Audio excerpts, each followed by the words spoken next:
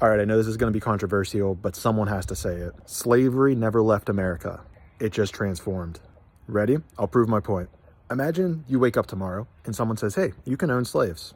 Maybe you think about it for a second and say, okay, if I have slaves, what does that mean? What it means is that you need to feed them, you need to take care of them, you need to house them, you need to provide them with all of the daily necessities they need to survive. If they get injured, you have to take care of them because think about it, you would want healthy slaves. And now all of that is just a prerequisite to get them to do work for you.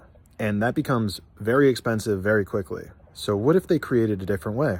What if they replaced this with a paycheck? What if they made it such that you were able to just barely scrape by? They'll give you tiny wages, but you have to pay a lot of money for rent.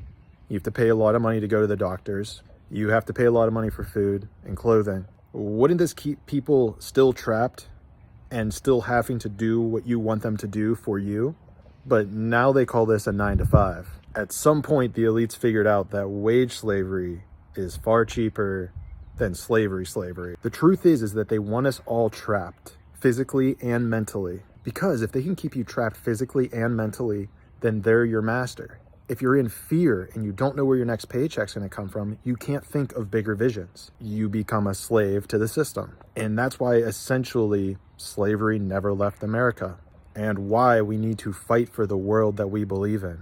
We need to fight for a world that has peace and prosperity for all. We need to thrive and aspire for a world where we don't have a master, where the job is not our master, where we're free to truly experience life mentally and physically.